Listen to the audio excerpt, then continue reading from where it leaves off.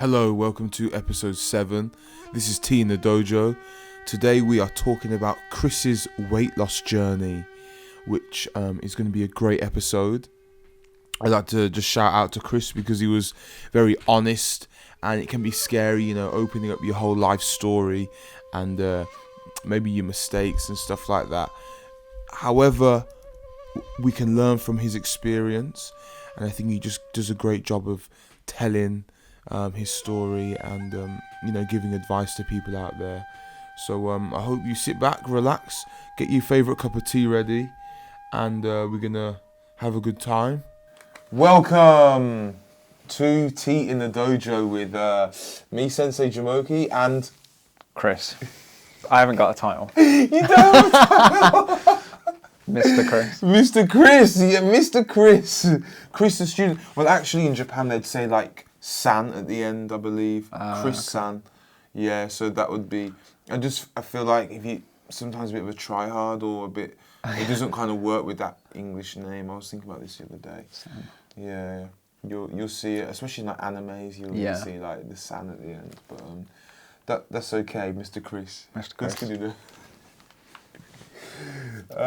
So what tea have we got? Sensei. We have some red tea that I mentioned in the last episode, that I went to a friend's house and we did some Chinese tea for her, and she gave me a few packets of tea that she wasn't having. And this is again, it's Cliff tea. This is red tea now, and we just had it looks so much different, doesn't it? This here, and you pour it into here. Is that cliff tea as in literally grown on a cliff? Yeah. Okay. Yeah, literally grown on a cliff. That's when I put it into my translating app, that yen cha, it literally said like cliff tea on the side of the cliff. There's a particular like mountain or cliff called it was called Wui Mountain, I believe. I think it's in Fujian province. So it must be a famous place. It is a famous place. Ooh. Okay. That almost smells a bit sweet. Yeah, to I'm me. going to say yes. I'm going to enjoy this one. Okay. So I guess I don't need to measure it when this is hot enough. I don't need to measure it when it's in a packet. I'll just use the whole pack. But yeah. So this is Tea in the Dojo, episode I believe 7 now in total. Wicked, and because that is a magic number, and we are talking about your weight loss journey. Yeah. Before we go into that, I just want to say we're coming to you live on YouTube. We are on Apple Podcasts, Google Podcasts, Spotify, Stitcher, all the other ones that I've forgotten the name of. Yeah. And like you can check us out on Instagram and Twitter and any other cool ones. Facebook. Yeah. And Tea in the Dojo everywhere. Just search Tea in the Dojo. If you search for that, you'll find us, and we will be there waiting. If you go to Google and search Tea in the Dojo, you'll find all of that stuff. Yeah, that's wicked. So, see how much like lighter that colour is compared to the last one. Sort of like for those listening, it is more of an amber colour. It is an amber, slightly, isn't it? Yeah. Yeah, and I guess you can kind of smell the Still has the sweetness. Yeah, I'm nice. excited. So yeah, this week because it's Veganuary, and we talked last episode about like diet changes and maybe why you'd want to. Me and Chris have known each other, I guess, when we were 11, 10, we went to the same school. Yeah. Chris didn't always look like the way... I'm introducing your life now, is this okay? No, it's good from your perspective. Okay, alright. Chris... It's worth saying that you didn't know me. I was just another student in the same school. Yeah. In terms of, so you had perceptions of me then that were just, there's that guy over there. Exactly. There's which that were guy. Well, you were the big guy, weren't you? You were maybe not tall.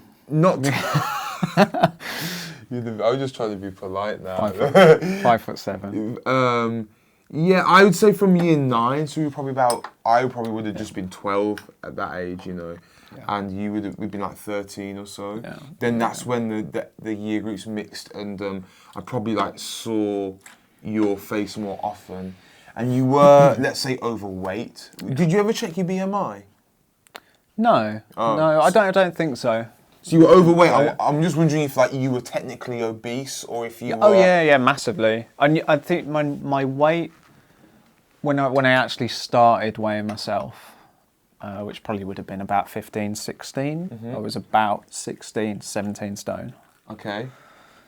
Which I don't know if you need to know it in kilograms. That's a heck of a lot.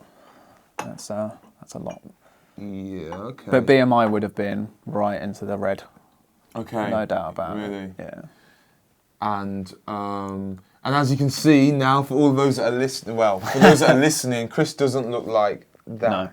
And it was funny because you know we were probably Facebook friends from whatever. Yeah. I think I had Facebook when I was like 16 or something. Yeah, so early day, 2006, 7. And so you would have been big then, wouldn't you? Yeah. And then, so he was a big guy, and then I remember starting to seeing pictures of you. I probably like went uni, went to China, come back, and then within the last 3 or 4 years, I'd occasionally see a picture of you pop up, and you didn't look like the Chris that I remembered from school at all. No. Which is quite, well, I think amazing actually. I mean that you can change it around like that. It's funny how it seems that way. Thank you. It's funny how it seems that way on the outside, when in reality it probably took it probably took about 8 years to get from, on the high side of probably at risk of diabetes and that sort of thing to knowing what it's like to feel in shape. Okay. And that sort of thing. So yeah, it's interesting hearing it and knowing that the stuff we look at online of people who seem to be, super fit and this and that. It's a long journey. Yeah, maybe even now you still think of yourself as a work in progress. Yeah, and it's not like you finished the goal and that's interesting. So and as you just mentioned, people online, they're always telling you how to lose weight and this, but they've already got the 6-pack and they've already got and they go. So I just think it's really powerful if Chris was to share like his journey and his story on as to how he was able to like transform himself. Now you were doing some like powerlifting before this, was it? Powerlifting, and then now you're doing karate and stuff. And I'm pretty sure you wouldn't have been able to do that at all at the time. No. And so you've kind of progressed to where you can, to where you are now, which is wicked. Yeah. So so when I was 16, 17, 18, that was like the rough period, and that was when I remember being quite low. And obviously the weight was an issue, so I would have been about 5'5", 6, 7, and about 16, 17 stone. It was 44-inch waist or something. So if you buy jeans, trousers, that's I'm about massive. 32 now. Yeah. So I'm a 31-inch waist now. So we're kind of smaller guys, aren't we? Yeah. Not too massive, but which is great. Yeah, modest. Quick guy. But yeah, and then now I'm about 70 kilos, which is about 10 and a bit stone, basically. So over the course of 10-ish years, maybe a bit less, lost about 7 stone. Okay, wicked. No, that's great. And I think more importantly, you've kept it off. Yeah. I guess that's the main important bit for most people. It's like they want to be able to keep it off if they want to make the improvements and then for them to stick. There's a lot of those like scammy shows, aren't there? The Biggest Loser comes into mind, where you hear stories of they lose this stupid amount of weight in 6 weeks, and then 6 weeks later they're right back, and maybe even bigger than they were before. Yeah. And these like them again, like sensationalist kind of things. So look, it's possible, but actually, that's not what's important, is it? To go back and forth between the heavyweight. No, I think for a small amount of people it sticks because it's the right thing for them to do. But a lot of the quick fixes are not a realistic way of living your life. For sure. And so they don't stick. Yeah. So, I mean, we'll get into it. The first question is, like, why do you think when did you start to become, like, overweight? So I would say probably year 5 or 6. So I would have been about 8, 9, 10 years old, getting on. I remember my year 7 school photograph, looking at it and being like, holy crap, that's a fat guy. That's a big fat guy. I was like properly ashamed. Not ashamed enough to want to change it, unfortunately, but I was ashamed. So it was about then that it changed. I think it was almost like when I started to when I started to hit puberty as well. When your body changes, it's almost like I'd gotten away with it as a kid. Maybe because I was more physical, maybe just, used to move around more and eat a lot and used to be distracted by other things. And so food was never, it was put in front of me, eat it and then go off and play with friends sort of thing. And then that changed. And so from about that age, the weight just started piling on. Okay, so was there, like you said, from year 5 or 6, so like 8 or 9, was it an event that happened, or was it just slowly like snowballing to? Yeah, I think it snowballed. I don't know if like the food we ate at home was never, it was not often wholesome and really good for you. And I don't know if anything changed in regard. So we grow up pretty poor as well, which isn't really an excuse to eat unhealthily. But when you're at that lower end of the scale in society, you typically don't eat that great because I think that the family life is a bit more stressful. So making time to eat well and promote that, it just isn't there. You get what you're given. And I think there is, I'm sure you can find some studies that show a correlation between poverty levels and obesity levels. Which is sort of what I'm trying to get at. It was just normal for us to have, like my mum would buy the most simple ingredients, whether that be a pie you chuck in the oven or like a 3-ingredient, like she literally used to sort of mash potatoes with a load of cheese and then bake it, and that would be sort of a meal. Maybe have baked beans with it if we've got them type thing. So looking back, it was pretty horrendous eating. But part of it as well, because we were poor, my mum would have to. We were lucky in a sense. She never had to work sort of 2 or 3 jobs or anything like that. But she was the sole provider, and she worked one job that didn't pay that well, and so food was just the quickest thing that we could get, and typically that would be something you could throw in the oven. So it was like a 1-parent family. Mum's like overstretched with it, so she's just doing like the best she can to. Yeah. She got other things to do as well as feed you. She's gonna. Do all this. And it was a mix of that, plus I didn't really want to eat vegetables or fruit, and so she probably babied me a little bit. What happened first though? Because was it that food was always put in front of you, so therefore you weren't really that interested in the oranges and apples, or was it?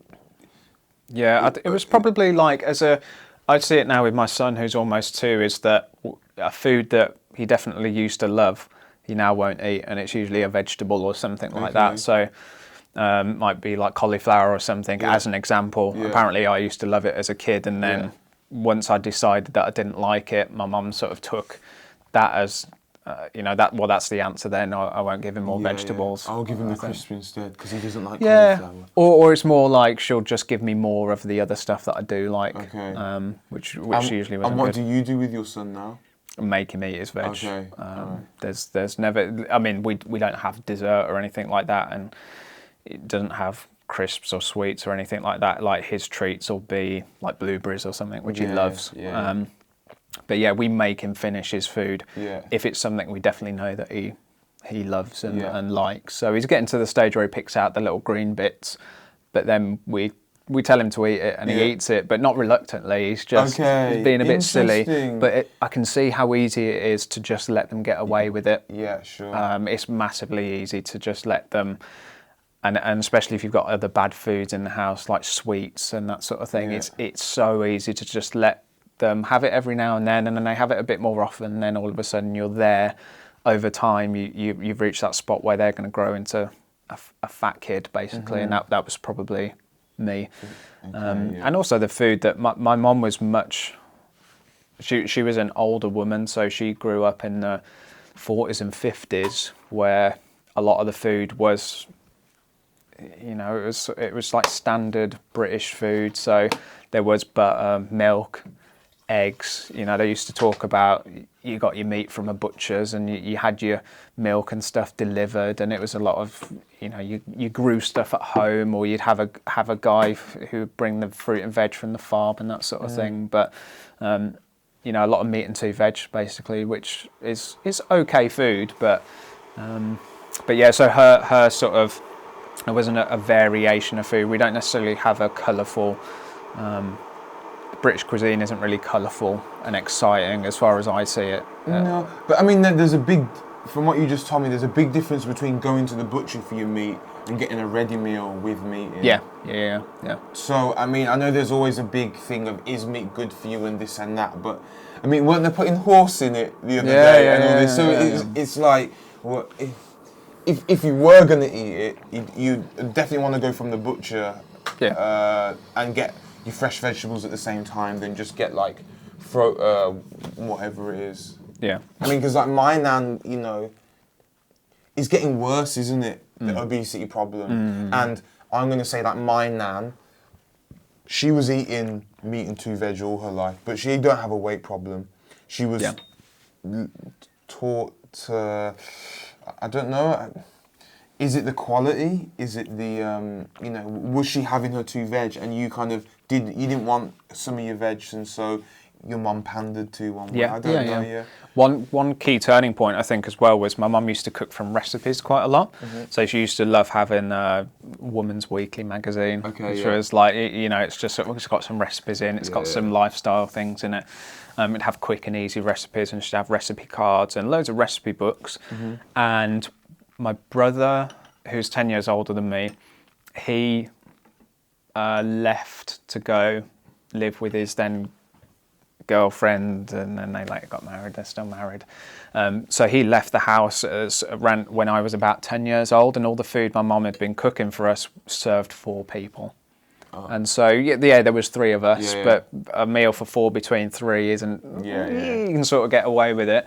But I was having full adult meals, and then all of a sudden a meal for 4 is now being served to 2 people. Okay. So it was a not only the missing nutrients, and I wasn't filling up on a load of veg and a load of bad stuff as well. It was just a lot of the bad stuff, and a lot of bad stuff doubling up on it. So that was probably a big. Thinking about it now, that was probably a big change. The portions didn't get smaller; we just ate more. So it was a double whammy. And I want to say, because although I didn't have a personal problem with weight, I do see kids with weight problems here, and it is crazy how big a kid can get.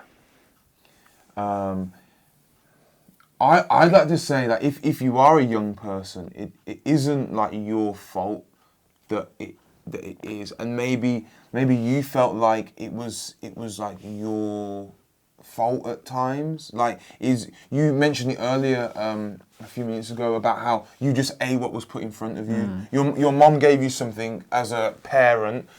Eat this, Chris. It's good for you, and you just ate it like every kid would or wouldn't do, and did it. And I feel like it's not. Yeah, I feel like maybe it is important for kids to know that it's not their fault if they are big. They're gonna have to take responsibility to change themselves if they want to. But the reason why they're the way they are, if they are big, it's the parents. And maybe the parents were never taught. Like you said, maybe your parents had it bad. It's a bit harder for your mum in her circumstances.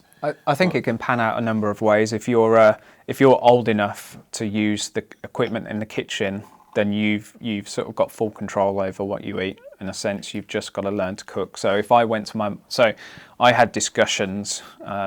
To put it lightly, there were a couple of meltdowns I had as a teenager where I was getting sick and tired of. It was a more deeply rooted problem, but it was I'd argue with her, I guess, about the food. She was quite soft, but I think ultimately she wanted to do right by me. But I changed quite quickly, going from accepting the food that was in front of me to starting like rebelling against it and seeing it as part of the problem of why I'm down, which it definitely was. And so I probably wasn't mature enough to realise, but taking responsibility, it's the key bit.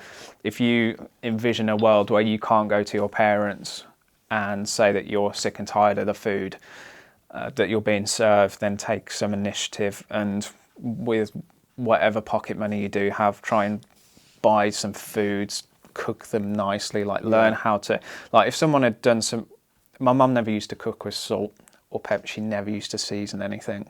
So as soon as I learnt how to roast a carrot, I never used to eat carrots, but then boiled carrots were one of the first vegetables I ate because they were pretty flavourless. And they were sweet as well. I was like, oh, I can do that. And that was sort of the starting point of, maybe I can have a bit more veg. And then I remember one day at someone else's house, I had some peas and they had gravy on them, I think. But I was like, oh, that's pretty cool. But learning to cook was a key turning point.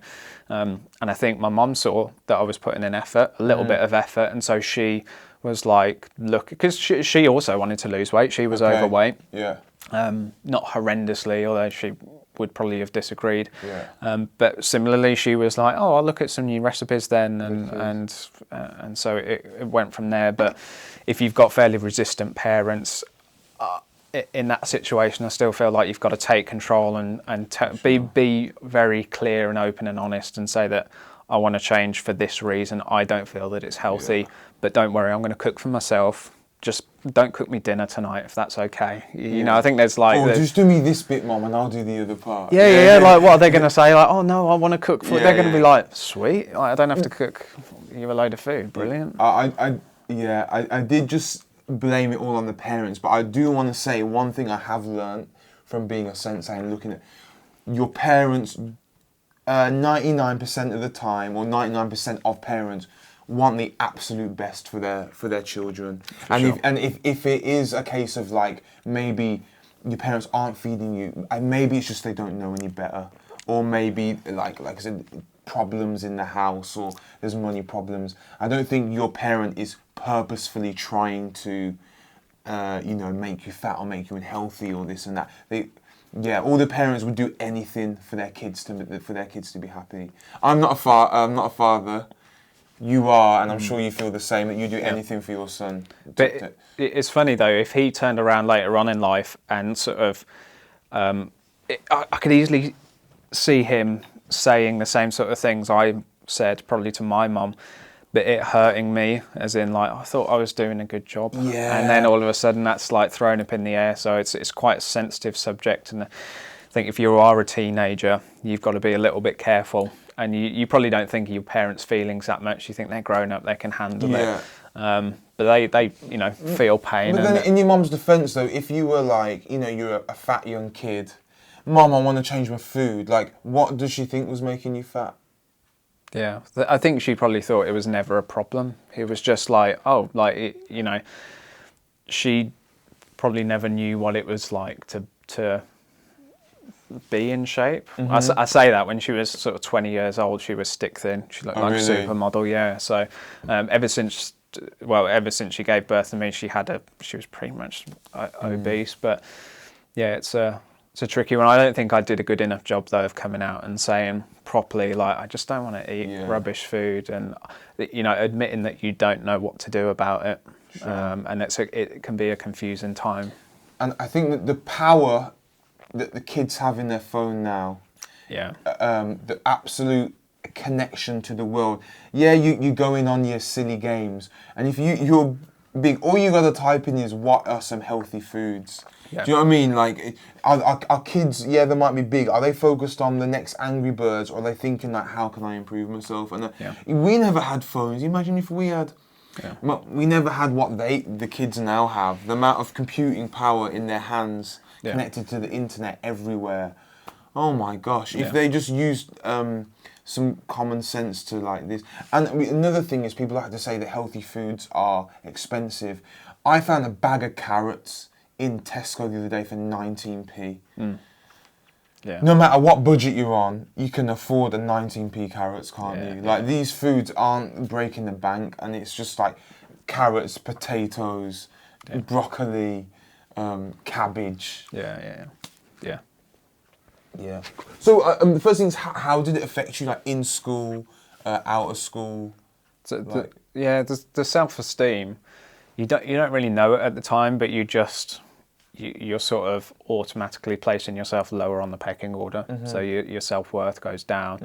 Like I say, when I looked at my school photo in year 7, I was like, damn, I'm fat. And that was it. Like, that was just, I told myself I was the way I was. And that meant that I knew I wasn't going to be good at sports. I knew I wasn't going to be attractive, which I think is an important time to be, like, I probably made up for it in like trying to be funny and trying to be all these other things, maybe trying to be a bit smart as well. So, I think even thinking about it now, I'm like looking down at the floor. That was probably me at school. Okay. Like low self-esteem, and then obviously the bullying comes into play. Yeah.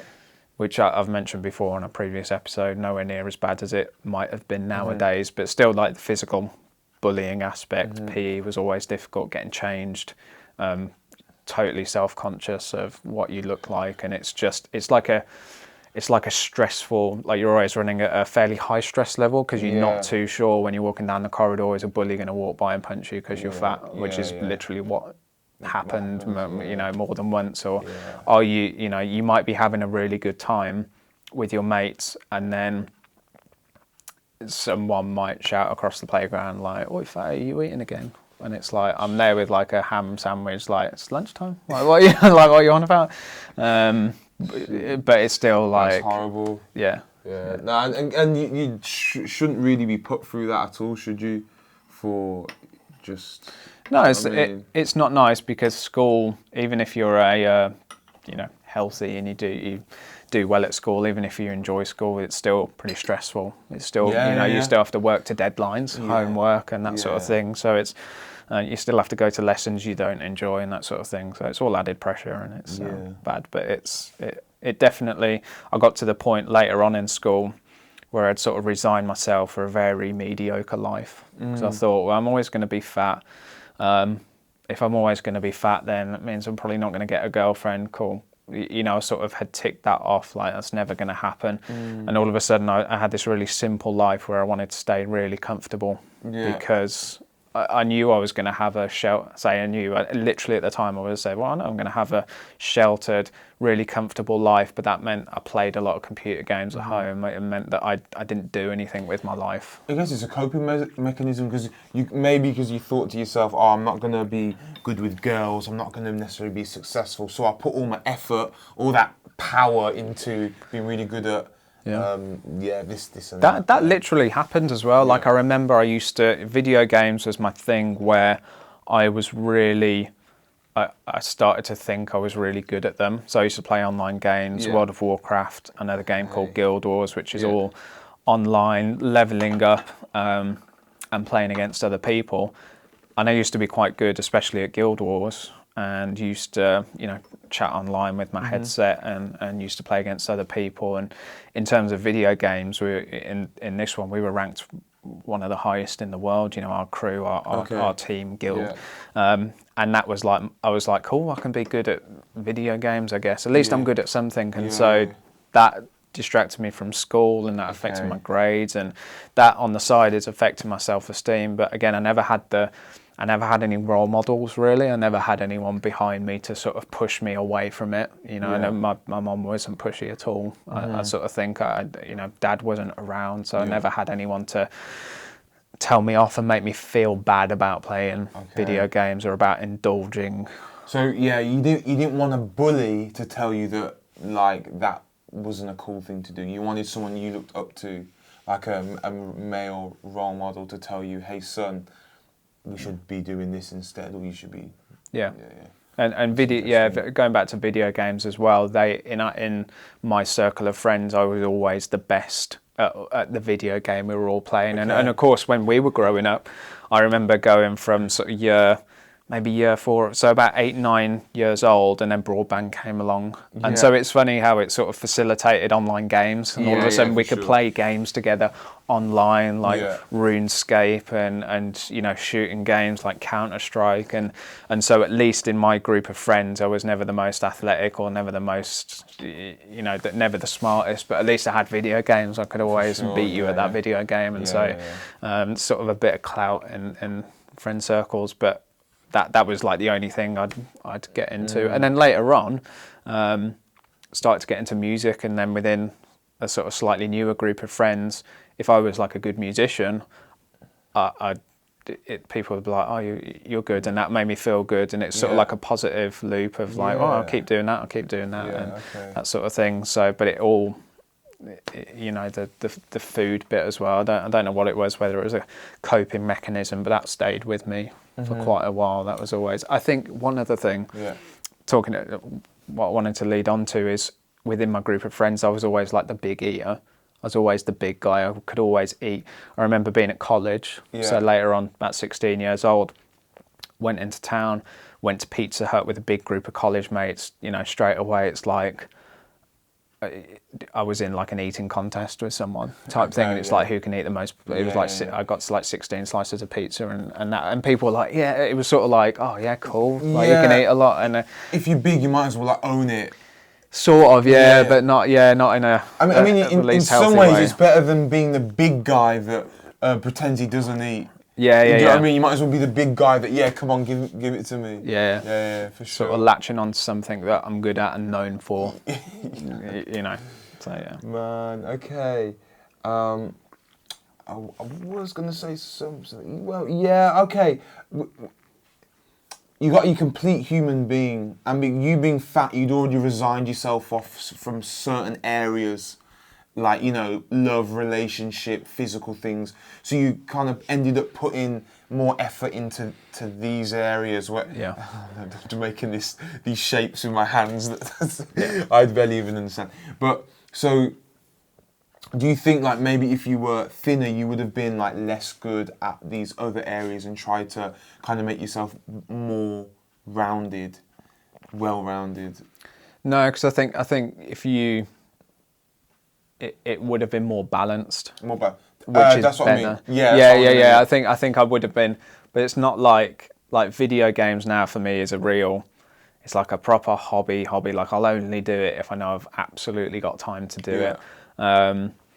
And I know for a fact that, you know, the people who get paid to play video games, especially at a high level, have nutritionists, have fitness coaches, and are fitter than I am and are better at video games than I am. I think that's like an important takeaway, is the idea of getting fit, even if you don't want to, say, go to the gym, or even if you just can't be bothered to cook healthy foods, is to make you better at all the other things. It's almost like you're sharpening the axe, sort of thing.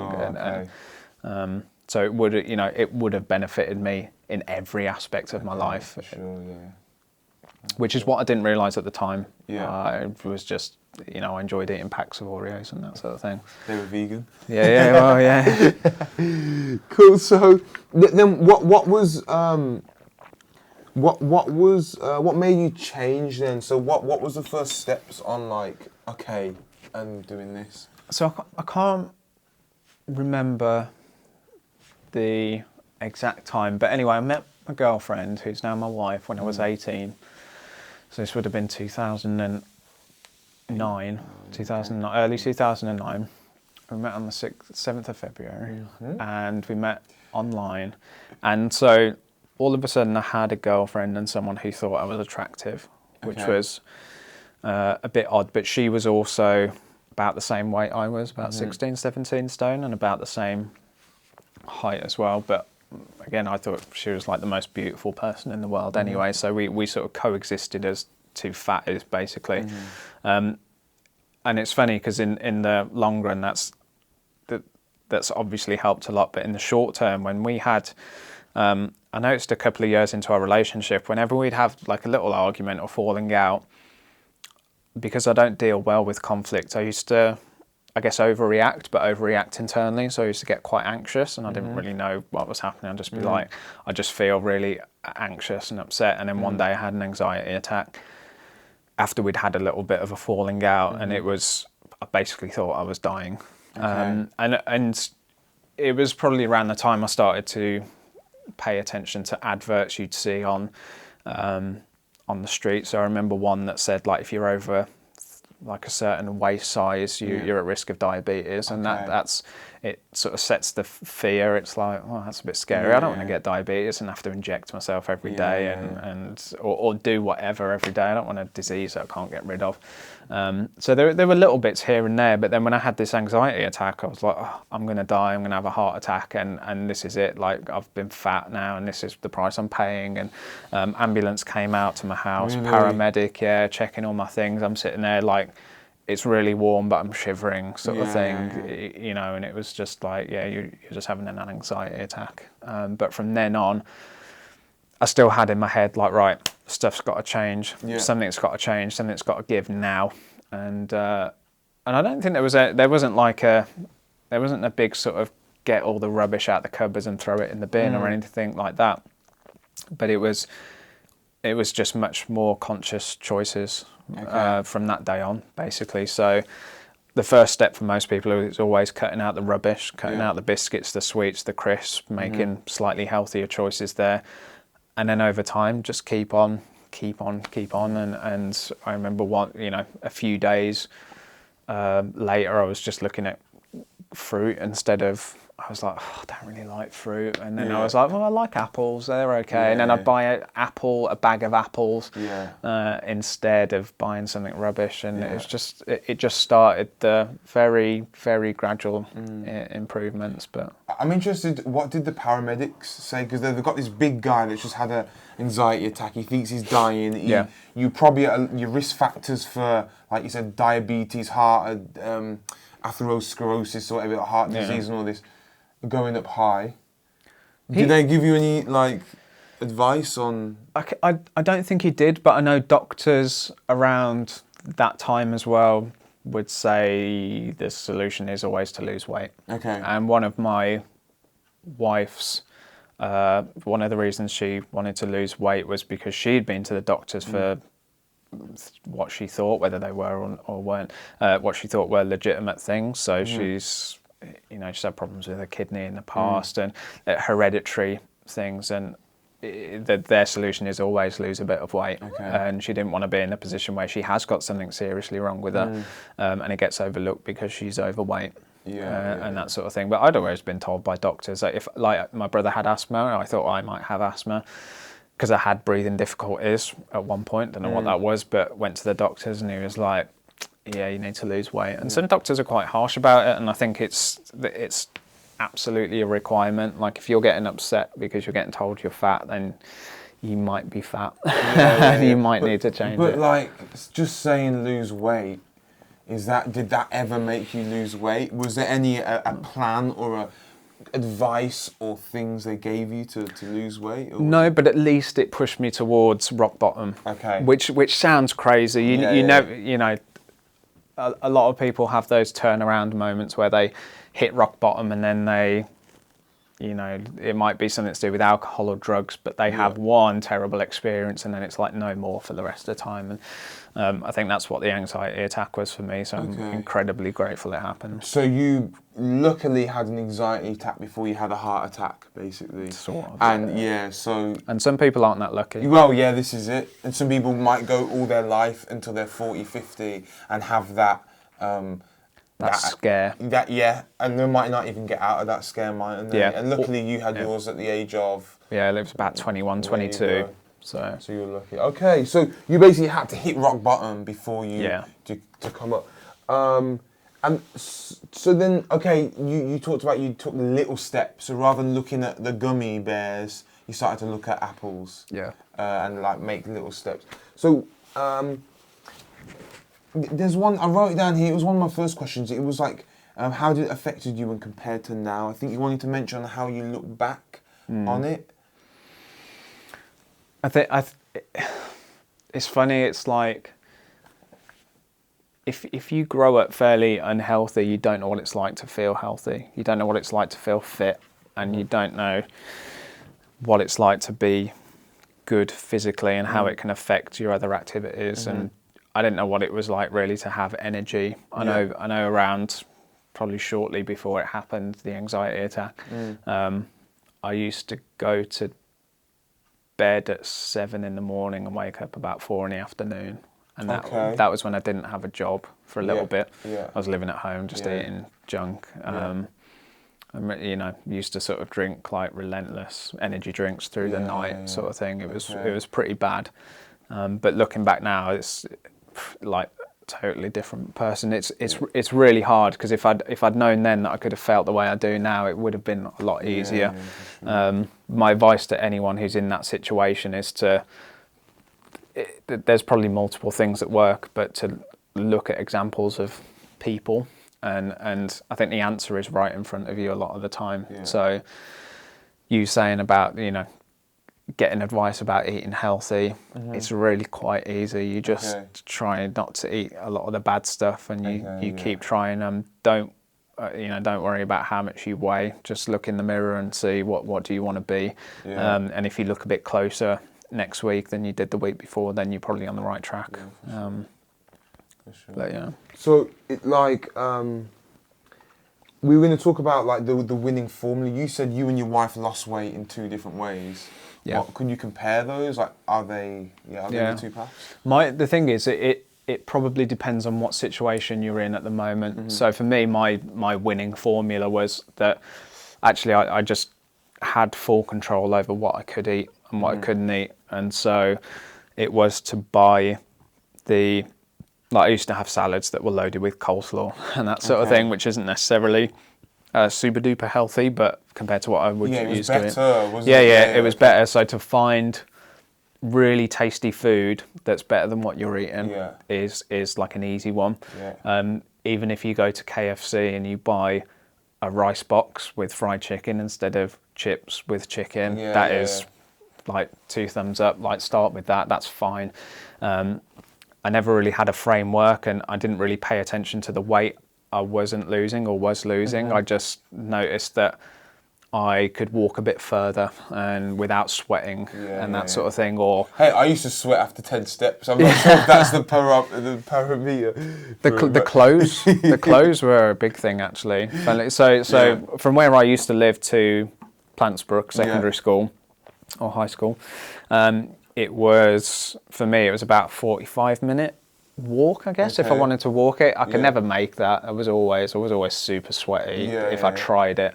And then all of a sudden I found that I could walk to friends' houses who were in the same area. So about a 45-minute walk, and it wasn't that bad. I was like, oh, that's cool. But the little wins along the way as well were clothes. So all of a sudden I was like, oh, I can fit into an XL instead of a double XL. I can throw all the way my XXL t-shirts. And maybe the belt notches. The jeans. I'm like, I've got to get new jeans. Like, this is cool. And then I'd like excitedly tell my mum, like, oh, I'm under a 40-inch waist and that sort of thing. And so don't look too far ahead to the person you want to be. Have that inspiration, but you'll never really know unless you've been there before. You'll never really know what it feels like to be fit and healthy. So don't worry too much about it. Worry more about the fit and healthier. So that would be my advice, and to just make the continual small improvements. My wife lost weight by joining Slimming World. So she used to be 17 stone. She's now she looks good. I saw the other day for the first time. She looks like good. I don't think even the weight matters. She just looks. Yeah, she looks healthy and vibrant. And she does. Sure. She doesn't look like she's tired all the time, which I'm pretty sure both of us used to look like slobs, basically. and probably felt that way definitely. But yeah, so she joined Slimming World at 17 stone and lost. She's got to her target more than once, 10 stone, and slightly below it as well. But for her, it was a framework around what to eat. So the pack you get given when you join is basically like a Bible. It tells you what you can eat lots of. It tells you what you can have little bits of, and you need to measure everything. And for her, that worked for her. So she would measure the milk that she'd put into. Well, she never really drank much tea or coffee, but she would measure the oil she was using. She would never assume that, oh yeah, that's about 100 millilitres of milk, because on Slimming World, depending on the milk you use, you might only be able to have 200 millilitres a day. So she was quite methodical and very accurate with what she was putting in, And again, it's about that control, isn't it, it seems? Yeah. For her, it was the belief that it worked. So going to our first Slimming World class, I went with her. I wanted to lose a stone. So this was much later on for me, and I was going to the gym at that time as well. But I was like, I'm a bit overweight. I want to lose a stone. Okay, get so down you already lost your weight, and you're kind of looking healthier. Yeah. You still have another stone or so to go. But I think it was still sporadic, and I it was not luck, but just being conscious of what I eat and that sort of thing, and I think also being conscious of the money I'm spending. So as soon as I stop spending money on takeaways, I've got to cook my own food, which just naturally is cooked with less oil and sugar and salt. But for her, she was still at 17 stone. So she, I remember when we joined and we sat in class, I was the only guy, and there was about 20 other women. And what they do in Slimming World is you weigh in, and you get it written in your little book, and then you sit in a group, and they do some announcements, and you go around each individual person. And so it would be like, oh, Chris, you they never tell people how much you weigh. They'll say, this week you lost 2 pounds and you've lost 7 pounds overall, and you get a clap. I don't know. But I remember there was one woman called Verity, I remember her name, and she looked like a normal slim. She looked like a slim sort of mom, slightly older maybe. She looked completely normal, but I mean, she looked slim. And the person read it out, you're a target member. You maintained your weight this week, and you've lost 7 stone something overall. I'm like, 7 stone. Wow, like you lost. Like I know I've lost however many stone, but I was like, wow. And then but around the room it'd be like 3 stone, 4 stone. I'm like, that's a massive amount of weight. That's huge. That's a massive amount of weight. That was the thing for me that made me believe that like Slimming World was a good thing. And quite clearly people in the room lost weight, and it was sort of, a lot of people would continue to lose weight, and around Christmas they might put on a bit of weight, but that was like the thing. So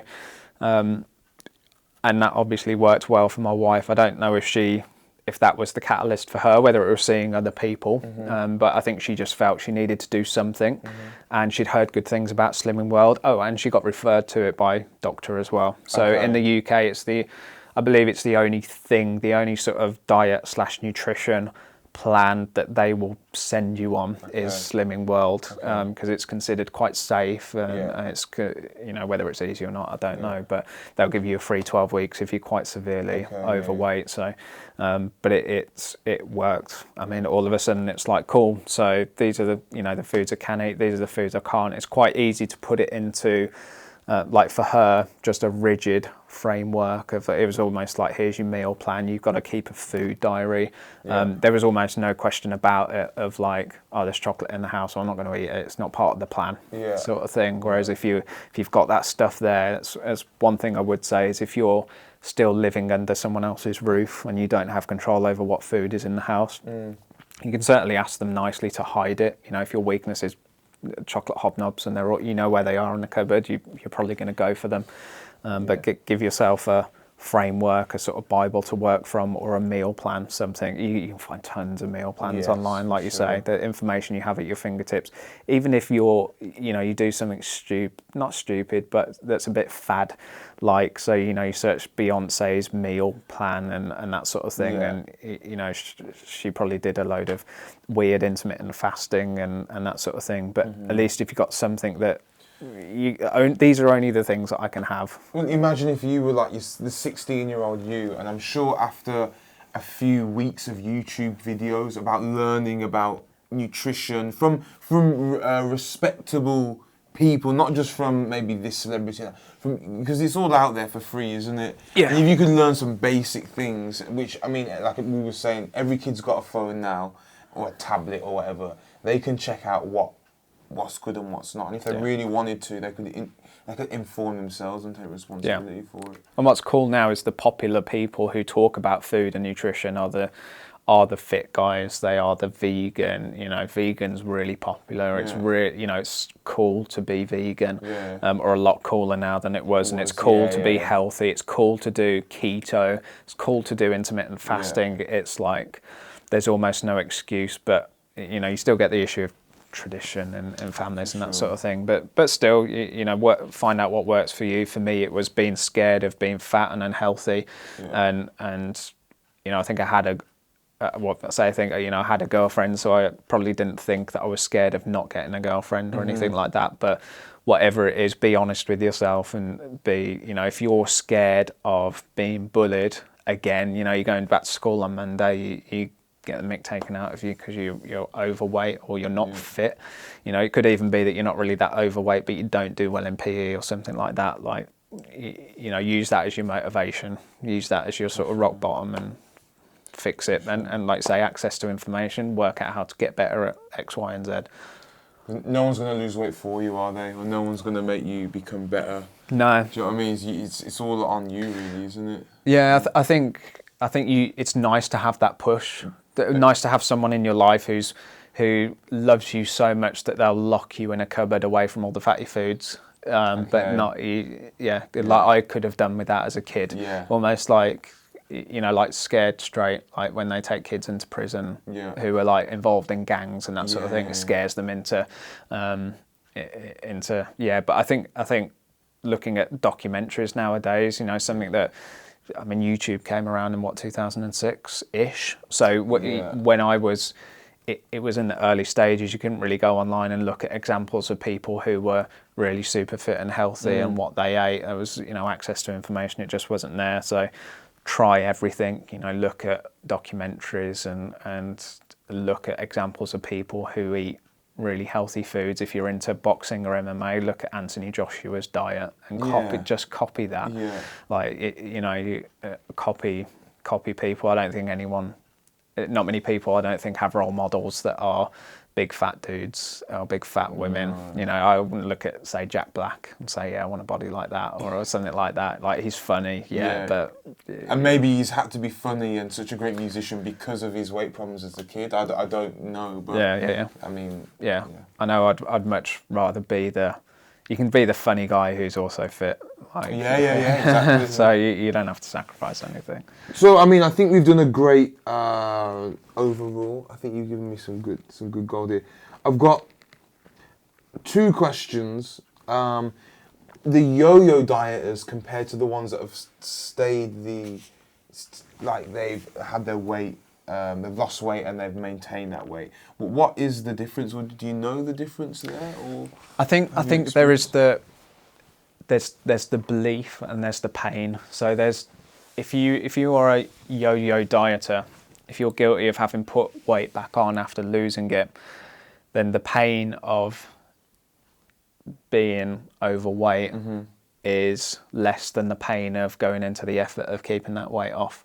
So going to the gym, for example, if you find that going to the gym also makes you eat healthier, but then you stop going to the gym and then you start eating bad again, it's obviously because it's more painful getting yourself out to the gym early in the morning than it is to be a fatty. And so the pain is always a good one. If you can then find other examples of, you know, look at a picture of a fat person and go, do I want to be like that? No. You know, that's a tricky one. And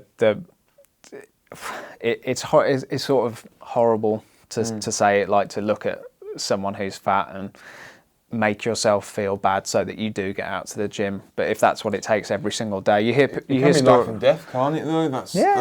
And or the other thing is, like, think of the pain of not being able to, like, if you're, say, my age or you're a young parent, or later on in life, the pain of I don't know, going to a bar and getting rejected because you're a fat guy, or the pain of, you know, sitting in an aeroplane seat and taking up 1.5 seats, or you basically you got to hit rock bottom enough. Is what yeah, you're saying, yeah, like, or at least give your mind a taste of what that's like, even if you're not in that situation yet.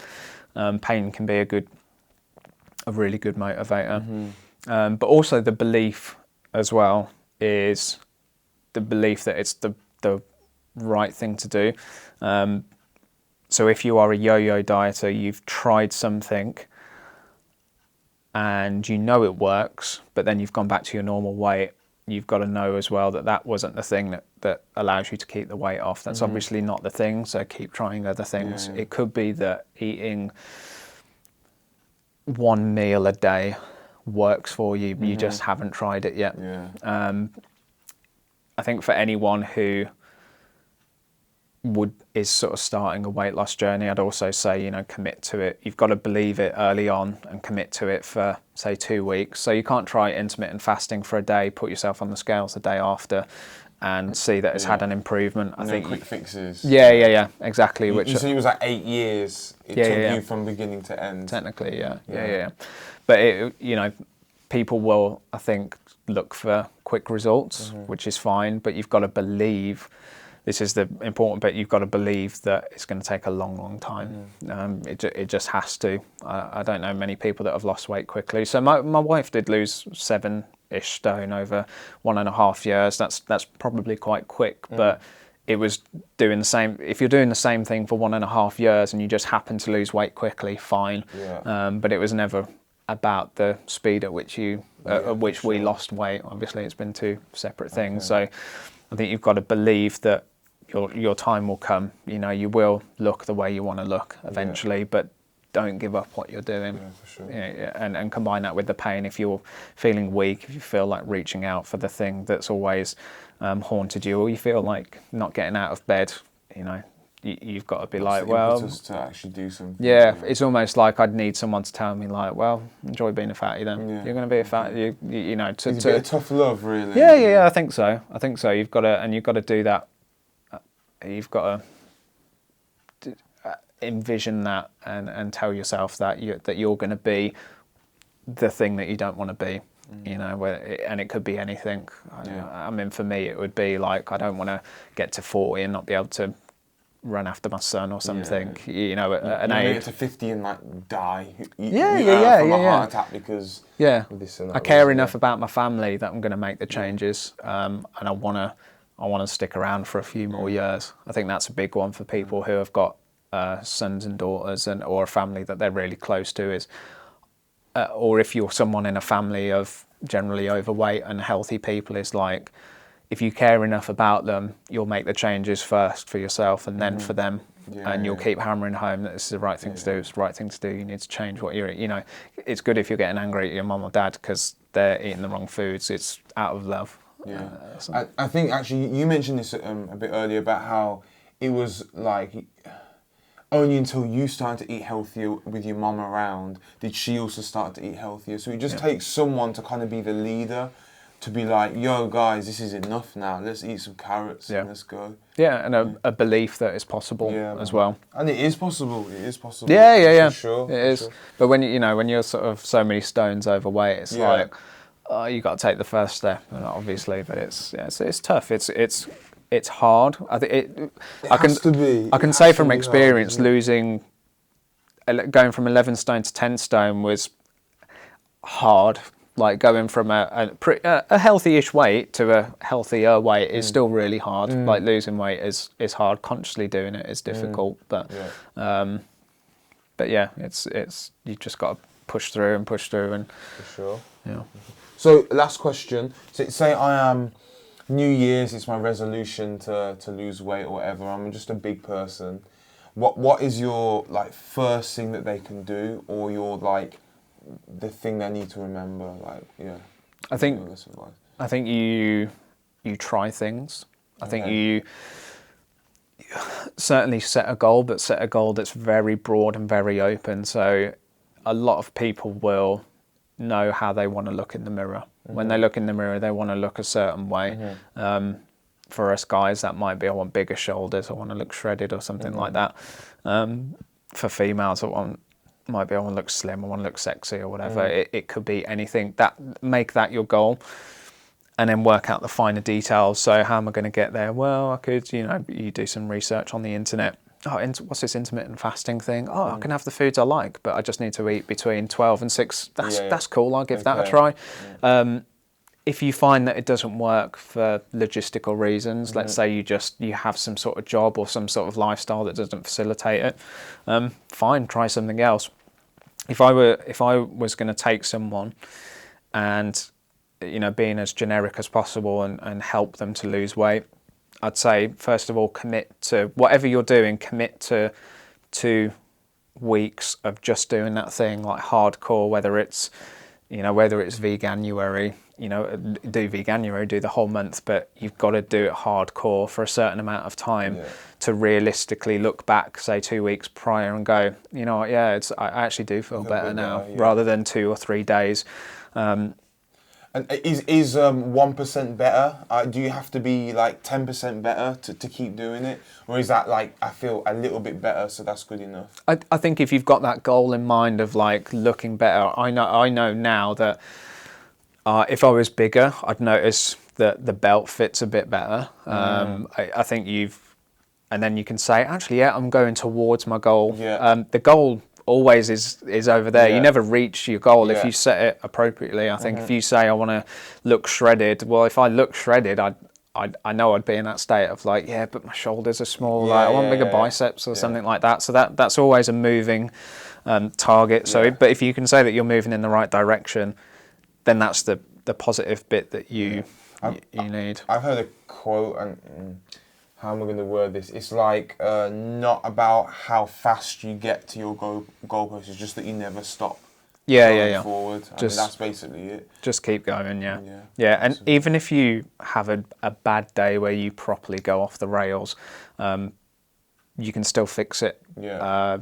Fixing it as in, you can still learn from it. Learn that, okay, maybe I won't go so crazy next time. Maybe I won't do this. Or I know for me, I used to have some mad weekends where I'd eat a lot of food, and then I realised that to get back on track, it's going to take me over 5 days to get back on track. So literally measuring weight, if I had a bad Saturday or Sunday, I know the next 5 days I've got to eat well and go to the gym to get back to that weight. And I'm like, it's just too much effort. Like in the end, it was like, I'm not, if we're having takeaway, like I'll just get a couple of little things. Do you weekends were that bad? Well, they being in London, so I was in London at the time when I was going from 11 stone to 10 stone, and so you got all this delicious food around you, food carts, food events, free food and that sort of thing. So it's probably why it was harder, but those sorts of things were, I just realised quickly that, gosh, if I eat badly, if I eat 2 meals or 3 meals that are really bad, then I'll put myself in a bad state. But absolutely commit to 2 weeks. I feel like 2 weeks is a good one. A month can be a bit more intimidating for some people, but 2 weeks is the absolute minimum. And then from there, experiment. So if the 2 weeks was really hard, or if you try intermittent fasting, you just find, in the mornings I'm just so hungry, and even if you tried properly for 2 weeks and you're still like, oh, I can't hack it, fair enough. Change it, like try keto or try, go to Slimming World or something like that. You've got to figure out what your what really works for you. For sure. So be flexible in what you're trying and commit to it for a little while, and you'll be fine. And I think all the other bits fall into place. If you've got not necessarily a clear goal, but if you've got a goal, then you'll naturally realise you've got to learn to cook. I wouldn't say learn to cook healthy foods, but that's sort of like a byproduct of, say, if you're doing intermittent fasting, you look at intermittent fasting. Oh, people food prep. Oh, what's this? And I go, oh, you prep all your meals on a Sunday, and then you're like, oh, I've got to learn to cook meals, and then but it's like building blocks, and you get there. So I think people like, right, start of January, I'm going to do meal prep, and they're not really clear on the goal or you're building on like one kind of mindset on the other, and that kind of gets you towards where you're going. I see that. We have definitely time. Have a quick time. But I want to say thank you very much, because it must be quite hard to express and to bring up all those feelings and ideas and, you know, those memories that you have, and to share them with the world as well. So thank you, Chris, for doing that. And hopefully we can add value to some people, and hopefully they can learn from it themselves. And, you know, if you're watching the video version, I'll make sure that there are pictures that are hilarious, because it looks like me in a fat suit. And that's wicked. That is important, because it wouldn't be as valid if I was talking about how to lose weight, because, do you know what I mean? So to show that, like, you've actually you've walked this path, and you know what you're on about, I think is really important. Yeah. So thank you. That's good. Hopefully, like you say, hopefully it'll help some people. And And I think if any of you guys have were big, are big, and you have any stories to tell, you got any comments or help, that we'd also appreciate that so you can share and, you know, try and make the world a little bit healthier. Yeah. Yeah, wicked. So this has been Tina Dojo, and thank you for listening. Please check us out, and until next time, drink more tea. Drink more tea. Us. Yeah, that was pretty good, man. What a great episode. Thank you, Chris, for sharing your story. I really enjoyed listening to it, and I hope a lot of people can learn from your experience. Please remember to like, share, comment, subscribe, and let us know what you think.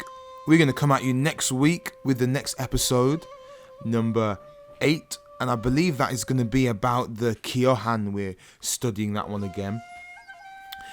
We are on Apple Podcasts, Google Podcasts, Spotify Podcasts, YouTube Podcasts, all the kind of podcasts you can get. And we're on Instagram as well. So don't forget to check us out. We've been posting a lot of cool stories recently. And it's a great way just to follow us day to day with what's going on. So have a great day, guys. Thank you for listening. Us, drink more tea.